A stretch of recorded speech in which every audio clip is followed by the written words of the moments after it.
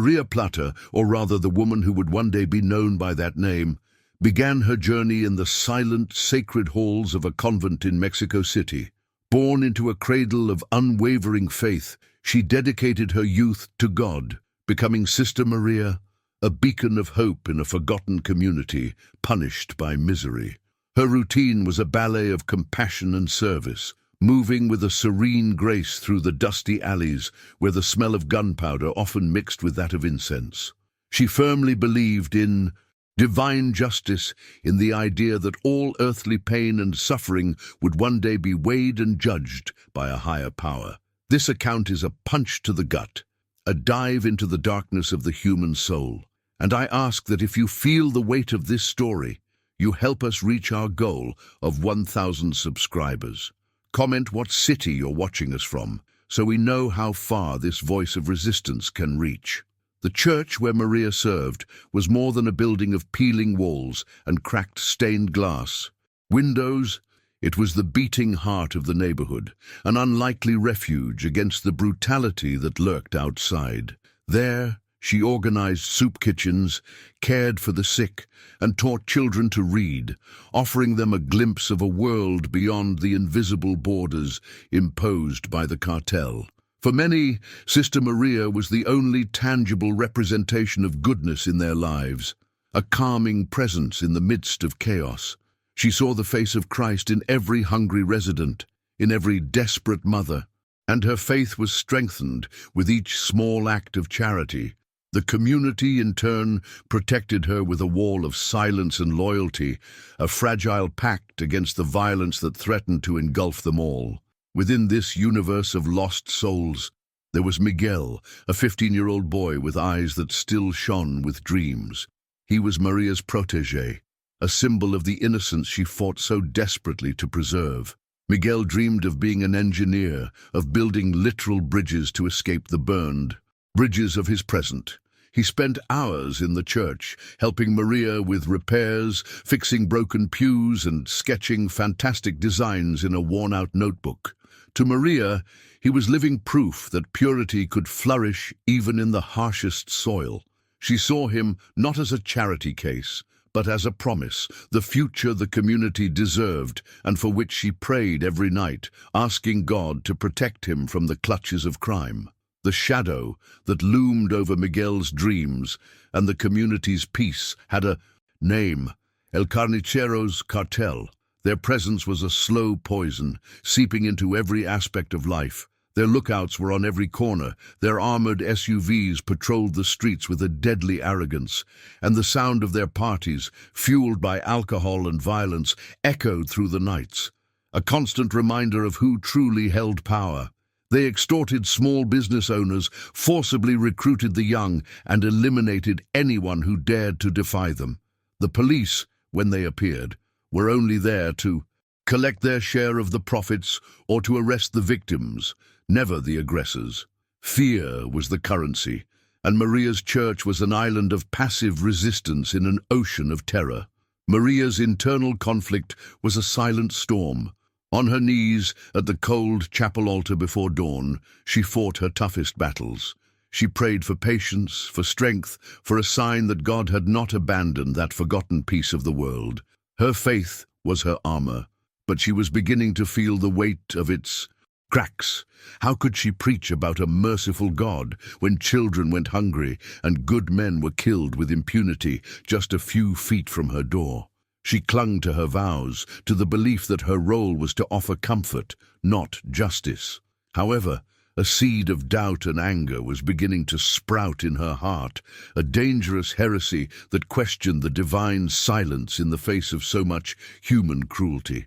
On a sunny afternoon, as the neighborhood seemed to breathe a rare moment of tranquility, Maria and Miguel were fixing the old church organ.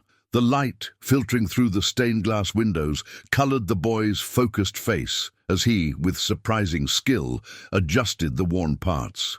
In that moment, he confessed his greatest fear to Maria, being forced to become one of them, to have his dreams of building replaced by a gun and an early death sentence. He didn't want to be a soldier for the cartel, Maria held his hand, its work-roughened skin contrasting with hers, and promised him that God had a greater plan for him, that she would not let evil touch him. It was a promise made with all the strength of her soul, a declaration of faith against an overwhelming reality. The warning came in the form of a visit from Father Antonio, an older man whose eyes carried the weight of decades of conflict. He called Maria aside, his voice a worried whisper in the sacristy. He warned her about her closeness to Miguel, explaining that the boy, by refusing to join the cartel, had become an example to be dealt with. "They don't tolerate disobedience, sister. Your protection makes him a bigger target," he said. The priest advised her to be more discreet, not to openly challenge the order imposed by the criminals. But for Maria, protecting Miguel was not a challenge, it was a sacred duty. The suggestion of cowardice sounded like a betrayal of her own faith and everything she stood for. That evening, the Mass felt especially solemn. The candlelight danced on the faces of the faithful, creating an atmosphere of sanctity and communion. Maria looked at the congregation, at the families gathered, at Miguel sitting in the front pew with his mother, and felt a wave of peace and purpose. There was her calling, her life. She believed that through prayer and perseverance they could resist the darkness. It was a fragile illusion, a final moment of innocence before the real world, in all its fury and brutality, would break down the doors of her sanctuary. The calm before the storm was deceptively beautiful, a breath of hope before the scream of agony that would change her life and destiny forever. The tranquility of that night was a short-lived lie. Brutality erupted without warning, like lightning from a clear sky. Miguel was on his way home, the scent of church incense still on his clothes, when a black SUV, with no license plates and tinted windows, screeched around the corner. Armed men, their faces covered by ski masks, leaped from the vehicle with the predatory efficiency of wolves. There were no words, no negotiation. The boy was grabbed, his brief struggle muffled by a calloused hand over his mouth, and he was thrown into the back of the vehicle like a sack of grain. The door slammed shut with a final metallic sound, and the car disappeared into the darkness, leaving behind only the echo of its violence and a cloud of dust that slowly settled on the stained asphalt. Miguel's mother, with a scream that tore through the neighborhood's soul, ran to the church, collapsing at Maria's feet in a desperate wail. Maria's first instinct, still the nun, the servant of God, was to seek the justice of men. She ran to the local police station, her heart hammering against her ribs, her faith in the system still flickering. There she was met with a scene of apathy and contempt. The officer on duty, with a coffee-stained mustache and bored eyes, barely looked up from his crossword puzzle. He listened to Maria's breathless account and shrugged, suggesting the boy probably got mixed up with the wrong people. Helplessness suffocated her, a wall of corruption and indifference more impenetrable than any convent wall. The state, the law, had turned its back. El Carnicero decided to make Miguel's fate a public spectacle, a lesson in power for the terrorized community. They took the boy to the central plaza, the same place where children played during the day. Maria arrived in time to witness the horror, held back by armed henchmen. El Carnicero, a burly man, with a cruel smile and eyes devoid of any humanity, circled Miguel. "In this world, you are either a hunter or you are the prey," he said, his voice echoing in the deadly silence. This boy thought a nun's prayers could save him. Then, with calculated coldness, he drew his pistol. The shot rang out across the plaza, an obscene sound that pierced Maria's heart and forever silenced the young engineer's dreams. The silence that followed the gunshot was heavier than any scream. The residents, forced to watch, remained frozen in their doorways and windows, their faces petrified with fear and pain. El Carnicero and his men left, leaving Miguel's body on the ground, like a macabre warning. Maria finally broke free, running towards him. She knelt in the dust, her white habit now stained with the blood pouring from the boy's chest. She held his hand, already losing its warmth, and looked up at the night sky, waiting for an answer, for comfort, for anything. But the sky was empty and mute. In that moment, the faith that had sustained her entire life shattered into 1,000 pieces, and in the void that remained, something new and terrible began to be born. Back in the church, the sound of her own sobs echoed in the empty nave. The pain was an open wound, but beneath it a cold fury began to crystallize. Divine justice would not come. The justice of men was a farce. If God was silent, then she would be his voice. If the law was blind, she would be its sword. There, before the altar where she had so often preached about forgiveness, Maria made a new decision, a new vow. Sister Maria, the servant of peace, died with Miguel in that plaza. In her place, a shadow was rising, moved by a profane and righteous purpose. There are moments in life that break us in such a way that all we have left is to use the shards to fight. It is for stories of such upheaval that I ask for your support. Your subscription helps us continue to give a voice to those who decided to no longer be silent. Maria's mourning was silent and cold, devoid of tears. At Miguel's funeral, she stood at the back of the crowded church, a statue in a black habit observing the community's visceral pain. While others cried and prayed for a soul already departed, Maria's mind was elsewhere, calculating, planning, dissecting the power structure that had murdered her protégé. The sound of the funeral hymns was not a comfort, but a soundtrack to her metamorphosis.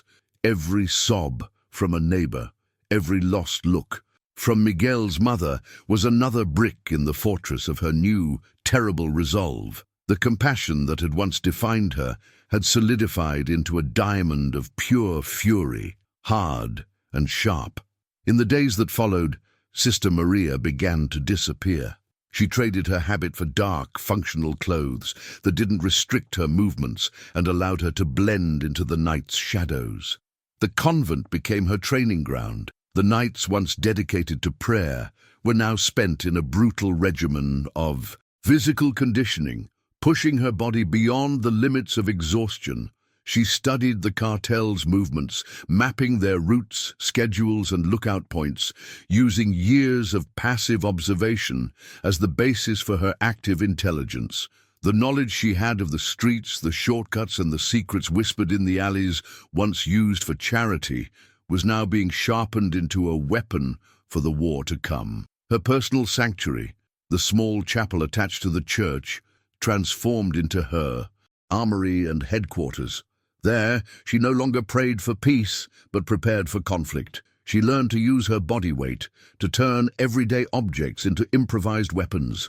The heavy silver crucifix that once hung from her neck became a symbol of her new identity, polished and sharpened at its base. Thus, the legend of Maria Plata was born. The name, first whispered by herself in the darkness, was both a promise and a threat. Plata, for the silver of justice she would dispense, a direct response to the cartel's maxim, plata o plomo, silver or lead. She would choose to deliver both. Maria knew she could not fight alone. She needed eyes and ears, someone who could navigate the labyrinth of loyalties and fears in the neighborhood. Her choice fell upon Sophia, a smart and spirited young woman whose admiration for the former Sister Maria was almost devotional. In a secret meeting at the back of the church, Maria revealed not her full plan, but the spark of her intention. She didn't ask Sophia to fight, but to listen. They see you as a girl, invisible. Use that, Maria instructed, her voice, once gentle, now laced with steel. Sophia, seeing the pain and fury in her mentor's eyes, agreed without hesitation, becoming the first recruit in her one-woman army. Maria's transformation did not go unnoticed by Father Antonio. He confronted her in the sacristy, the smell of old wax and candles filling the tense air between them. "What are you becoming, my child?" he asked, concern etched into every line on his face. Maria faced him, her eyes no longer reflecting the light of the stained glass windows, but absorbing it. "I am becoming God's answer, Father." Since he has chosen silence, I will be his scream." The blasphemous reply shocked him, but in the depths of his tired soul he could not deny the truth in her pain. He rebuked her, appealed to her vows, but he saw that the woman he knew was gone. He let her go, becoming a passive accomplice in her holy and profane war. Her first action was surgical and symbolic.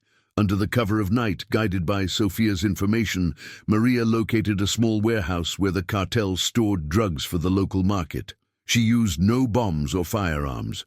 With ghostly agility, she infiltrated the site, opening cans of kerosene and pouring them over the cocaine packages. A single flame from a match was enough. The fire that consumed the illegal stock was a baptism, a silent declaration of war. She watched the flames from a distance, the heat on her face no match for the inferno burning within her soul. The smoke that rose to the heavens was her first offering to a new form of justice. The cartel's reaction was immediate but misguided. El Carnicero, informed of the fire, roared with anger, blaming a smaller rival cartel trying to encroach on his territory. The idea of an internal threat, of an enemy rising from within the community he oppressed, was inconceivable to his arrogant mind. He sent his men to retaliate against the wrong suspects, spilling more innocent blood and deepening the cycle of violence. This underestimation was Maria's greatest asset. While the wolf hunted in the wrong direction, the sheep he despised was sharpening her claws, preparing for the next strike, learning from her enemy's mistakes and presumption. The second attack was bolder and had a direct impact on the community. Maria intercepted one of the cartel's extortion collectors, a man known for his cruelty to local merchants. In a dark alley, she disarmed him with a speed and precision that left him stunned. She did not kill him. Instead, she left him bound and gagged, taking the bag full of the residents' hard-earned money. The next morning, Father Antonio found the church's donation box overflowing with bills, far more than the impoverished congregation could ever offer. He immediately understood the source of the miracle, and a chill ran down his spine. Maria's war was not just one of destruction, it was also one of retribution. It was then that the whispers began. On street corners, in the markets, inside homes, people spoke of a shadowy figure, an avenging angel who punished the guilty and protected the innocent. They called her Plata. The name spread like wildfire, carried on winds of fear and hope. For the low-ranking cartel members, the word became an omen of bad luck. Tools vanished, cars wouldn't start, and figures were seen in the shadows. For the residents, it was a sign that they were no longer alone, that someone was fighting for them in the darkness. Maria, unknowingly, was becoming more than a vigilante. She was becoming a symbol, an urban legend forged in fire and broken faith. The anomaly on the streets caught the attention of Detective Morales, one of the few honest cops left in the city. The incidents were strange, precise, efficient, and without the characteristic bloodbath of gang wars. He investigated the scene of the fire and heard the rumors about the returned money. Nothing made sense in the criminal ecosystem he knew. The attack seemed to have a moral motivation, a dangerously absent trait in that world. His investigation, based on instinct and the elimination of the impossible, began to point in an unlikely direction. The victimized community and its geographical and spiritual center, the local church. The figure of a grieving, reclusive nun began to form in his mind. The inevitable escalation happened on a humid night. A routine cartel patrol cornered Maria as she returned from a reconnaissance mission. There were two of them, young and arrogant, and they mistook her for a random resident out after the informal curfew. When they tried to grab her, the response was immediate and lethal.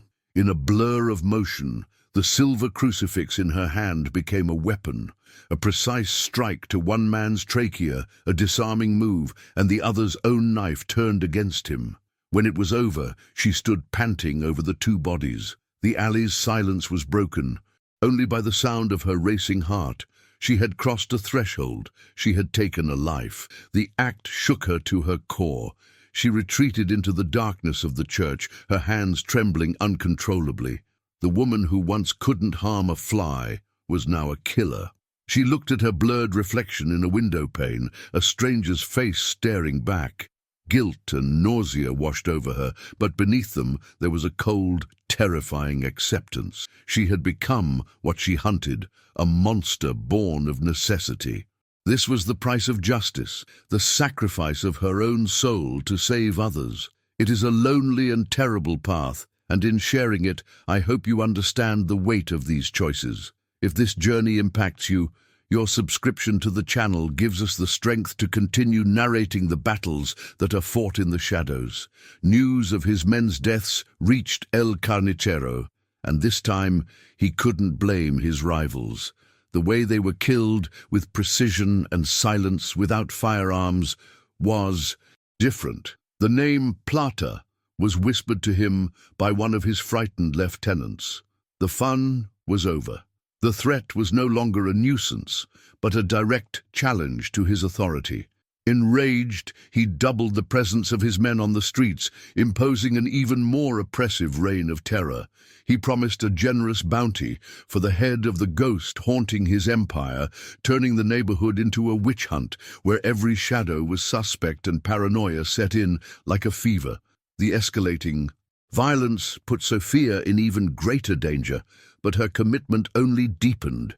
She brought Maria a valuable piece of information, overheard while serving drinks at a cartel party. A large shipment of weapons was arriving, a delivery that would consolidate El Carnicero's power in the region for years. The information was the key to dealing a devastating blow, but the delivery location was a fortress, a heavily guarded warehouse in the industrial zone. It was a suicide mission, but Maria knew it was an opportunity she couldn't afford to miss. The risk was immense, not only for her but for Sophia, her only and indispensable ally. Using old sewer system blueprints she found in the church archives, Maria planned her infiltration. The night of the attack was cold and rainy, the sound of thunder masking her movements. She moved through the fetid tunnels beneath the city, a profane pilgrimage toward the heart of her enemy's operations. Emerging within the warehouse perimeter, she became a shadow among the crates and machinery. With a series of calculated sabotages, she created a diversion at one end of the complex, drawing most of the guards away before striking the command center where the transaction was taking place. A phantom of vengeance in the midst of the storm. The attack was a chaotic success. Maria didn't try to steal the weapons, but to destroy them. Using improvised Molotov cocktails, she turned the warehouse into an inferno. The crates of ammunition cooked off, exploding in a cascade of fire and shrapnel. Amidst the panic, she escaped the way she came, leaving behind millions of dollars in ashes and El Carnicero's power severely crippled. The operation was a masterpiece of asymmetrical warfare, proving that a single individual, driven by an unshakable conviction, could challenge an army. The legend of Plata was cemented in fire and wreckage, a force of nature that could not be bought or intimidated. The next morning, Detective Morales walked through the smoldering ruins of the warehouse. The forensics team was baffled, talking about electrical faults and gas explosions, but he knew it was more than that. Amidst the charred debris, something glinted. He bent down and picked up the object, a small silver rosary bead, likely torn off in the hasty escape. It wasn't concrete proof, but for Morales it was a confirmation. His instincts had been right. The force behind this chaos was not a cartel or an army, but a single person, and he was sure she wore a silver crucifix and perhaps had once prayed for her victims. El Carnicero's fury was apocalyptic. Humiliated and with his arsenal in ruins, he lost all rationality. If he couldn't find the ghost, he would punish the house it haunted. In a display of blind brutality, he ordered his men to surround the neighborhood and conduct a cleansing. Innocents were dragged from their homes, accused of collaborating with Plata. The streets filled with screams, and the fear that had been a slow poison became a hemorrhage. Maria's actions, intended to free her people, had brought hell to their doorstep, a terrible consequence she had not foreseen in her quest for justice.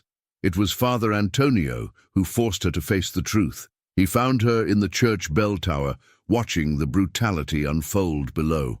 "Look at what your vengeance has wrought, Maria," he yelled, his voice filled with anguish and accusation. "This isn't justice, it's war.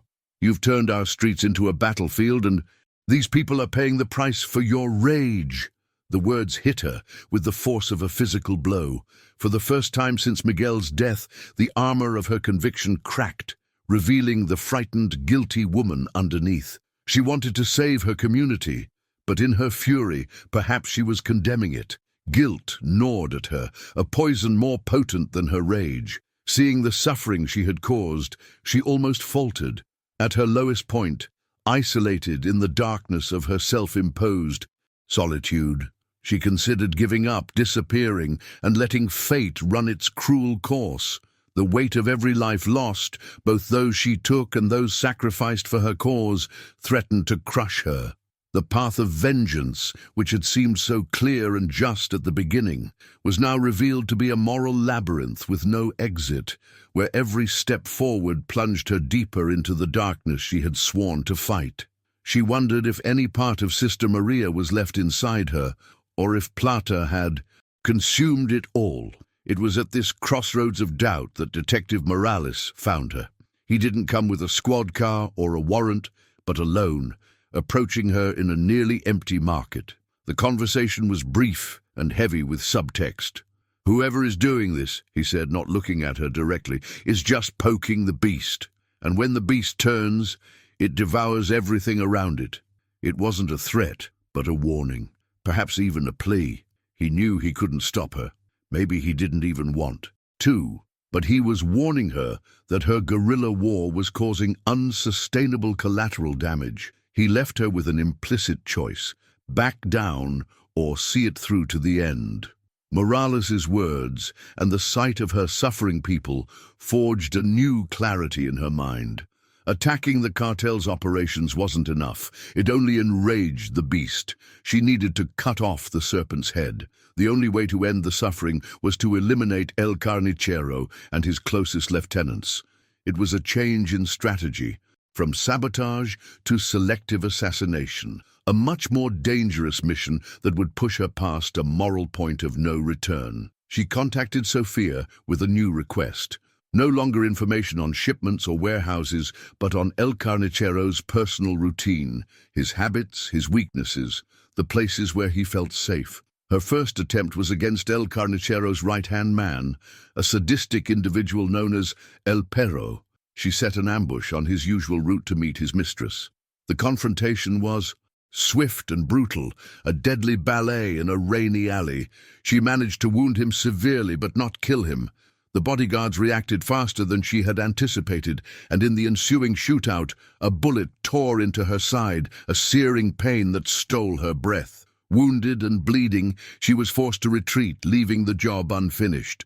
For the first time, she was not the invulnerable hunter, but the wounded prey. Bleeding and her strength failing, there was only one place she could go. She stumbled through the dark streets, using the shadows to hide, until she collapsed against the heavy doors of the church. Father Antonio found her there, a pool of blood forming at her feet. Without a word, he dragged her inside, to the safety of the sacristy. All his judgment and reprimands dissolved at the sight of the child he had lost, now broken and vulnerable. With trembling hands, he cleaned and stitched her wound, his actions speaking louder than any sermon. In that moment, he ceased to be a passive spectator and became an active conspirator in her crusade. The news of the attack and his lieutenant's survival reached El Carnicero. The threat was no longer in the shadows or on the fringes of his empire. It had tried to strike at his heart. He realized the church was not just a building, but the symbolic and literal refuge of his enemy. In a fit of paranoid rage, he made his final decision. He would no longer hunt the ghost. He would exorcise it by destroying the nest where it hid. He gathered his most loyal and heavily armed men, giving them a simple, terrible order: Attack the church during the next mass, burn the sanctuary to the ground, and kill anyone inside. The sound of the organ filled the church nave, a solemn melody trying in vain to stitch peace over a community frayed by fear. It was during Sunday Mass, the moment of greatest vulnerability and faith, that El Carnicero chose for his final assault. The heavy wooden doors were shattered open with a bang that sounded like the end of the world. His men, armed with assault rifles, spread throughout the sanctuary, their cruel faces a sacrilege among the Plata saints. The screams of the faithful replaced the hymns, and terror became the new liturgy. Father Antonio and Sophia, caught in the midst of the congregation, became part of the flock of hostages. The sanctuary had become a trap, the house of God, the devil's den. From the top of the bell tower, where she was recovering, Maria heard the chaos unfold. The terrible, sharp pain in her side was instantly overshadowed by a wave of protective fury. Peering through a slit, she saw her people, her family, on their knees at gunpoint. In that instant, her revenge for Miguel transformed into something more primal and powerful, the defense of her home. It was no longer about the past. It was about preventing a massacre in the present. She tied her wound with a torn piece of cloth, the knot tightened with fierce determination. Her weapons were few, a knife, her silver crucifix, and her intimate knowledge of every secret passage in that church. The nun had died, the avenger had been born, and now the protector rose for her final battle. Like a spectre, she descended from the tower, using a narrow passage behind the altar, known only to her and the priest. The air was thick with the smell of gunpowder and fear. She moved through the shadows, the sound of her bare feet on the stone floor, absorbed by the church's acoustics. Her first target was a guard positioned near the confessional. He never heard her coming. An arm around his neck, a swift, precise movement, and he dropped without a sound. She took his pistol, the cold, alien weight in her hand. Every pillar, every dark niche was an ally in her holy war. She became the personification of the divine wrath she had so often questioned, an angel of death moving unseen through her own desecrated temple. At the altar, El Carnicero reveled in his power. He mocked the hostages' faith, kicking Bibles and knocking over candlesticks. "Where is your God now?" he yelled, his voice echoing grotesquely. "Where is the ghost, the Plata, who is supposed to protect you?" To force his enemy out, he grabbed Sophia, dragging her forward and pressing the barrel of his pistol to the girl's temple. "I'm going to count to 3, he announced to the darkness.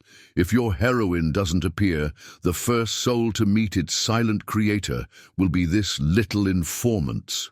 The panic intensified, time running out. Forcing Maria's hand and turning her stealthy hunt into an open, desperate confrontation. "Let her go!" The voice, cold and amplified by the church's acoustics, came from above. From the choir loft, Maria emerged from the shadows, the guard's pistol aimed squarely at El Carnicero's chest. A collective gasp went through the congregation as they recognized the face of Sister Maria. The shock in the eyes of the cartel and the people was the same. Before the first shot, a final thought solidified in her mind. There comes a point when prayer falls silent and action must scream. To save what you love, you must become what you fear most. There comes a moment when you can no longer retreat. You become the storm. If you believe there are fights worth giving everything for, your subscription helps us honor stories of sacrifice like this. And then she fired. The first shot ignited an inferno of sound and fury. Maria used her high ground advantage, firing with deadly precision, while the cartel's men answered with wild bursts that shattered the stained glass windows and tore chunks from the wooden saints. Seeing his chance, Father Antonio yelled for the faithful to get down, and some of the younger men, inspired by Maria's courage, toppled a heavy pew onto one of the gunmen. Amidst the chaos, Maria descended to the main nave, the battle becoming a brutal, close-quarters combat. A bullet grazed her shoulder, but the pain only fueled her fury. The fight narrowed, focusing on the inevitable. Duel, Plata versus El Carnicero, broken faith against incarnate cruelty. The final battle was an explosion of primitive violence amidst the sacred wreckage. El Carnicero, a brute twice her size, overpowered her, and the fight became a struggle of knife and raw strength. He wounded her, but she kept fighting, driven by a force that was no longer physical.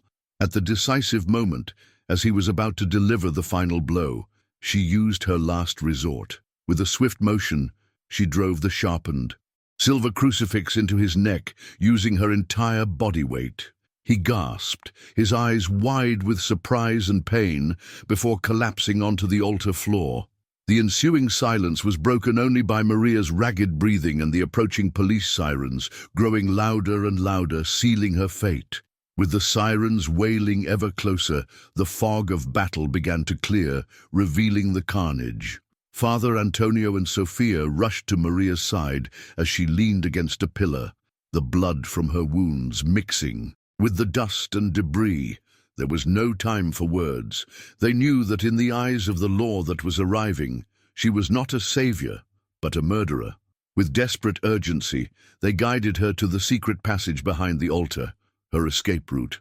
Before disappearing into the darkness, Maria cast one last look at her desecrated church, at the faces of her people, and at the lifeless body of El Carnicero.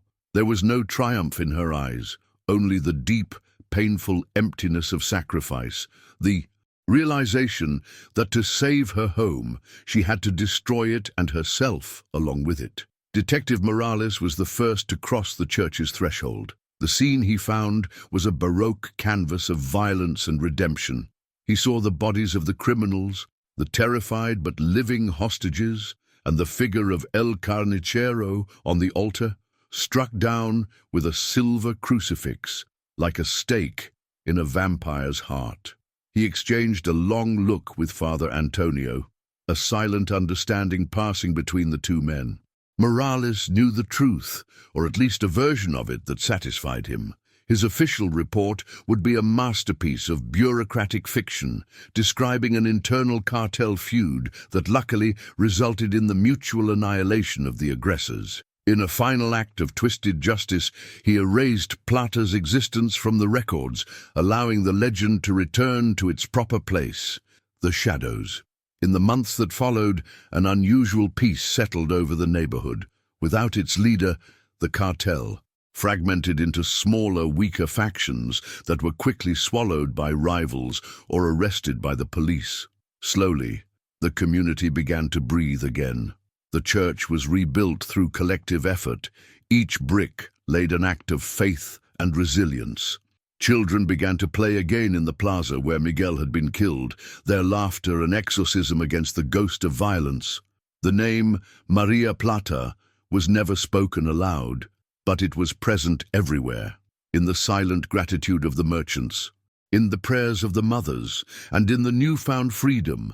They were free, a gift purchased with the soul of a woman they would never see again. Far away, in an anonymous coastal town, a woman with visible and invisible scars watched the ocean. Maria no longer existed.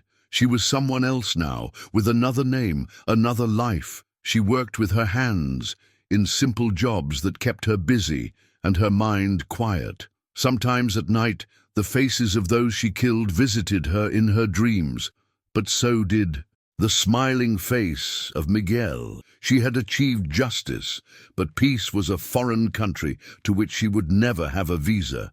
Her journey of vengeance freed her from the pain of helplessness, but condemned her to a life of solitude. Forever a fugitive from herself, a saint to her people, and a sinner to her own soul. The story of Maria Plata is an echo, a somber reminder that the path to justice is not always paved with light. She became a contradiction, a sinner who performed a miracle, a killer who sowed peace.